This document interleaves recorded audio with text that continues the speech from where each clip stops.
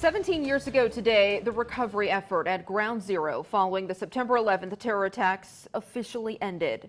Well, a business in Barre has just played a crucial role in honoring everyone who died or became ill in that recovery effort. Local 22's Mike Hoey was in Lower Manhattan this morning to show us how. Take a look. Honor guards, former Mayor Michael Bloomberg, and hundreds of others in New York City welcomed the opening of an addition to the National 9/11 Memorial and Museum.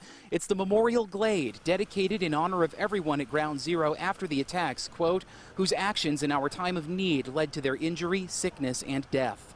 But it also is a place where we can celebrate that human spirit that those men and women who served in the recovery, who they were, and how in the face of such great destruction and horror, they stepped forward without regard for their own health and well-being. The Glade has a Vermont connection. Plainfield's assistant fire chief is one of the people who crafted its 6 granite slabs. Rock of Ages in Barre did that work.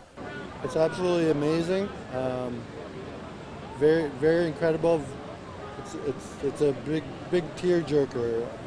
Brings tears to your eyes to see it and see what it means to so many people.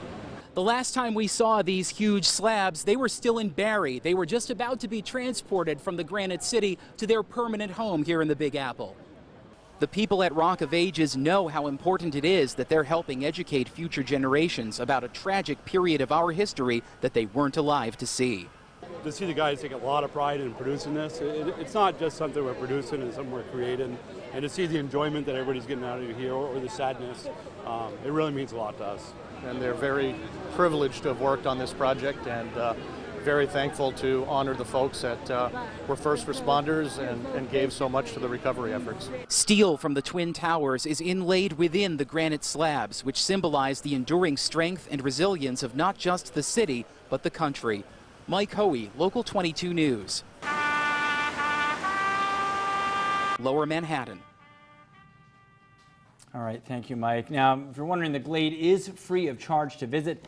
It costs approximately $5 million to build. And some interesting information now. Former Daily Show host Jon Stewart actually helped raise much of that money. It's a place I want to visit, and I know it's going to be just very, very difficult to see, but it's a part of history that you just want to go to. Yeah, and I think everyone needs to go. I was there a few months actually after 9/11 happened. I've been back several times to see the different memorials that are there, and it's moving, to say the least.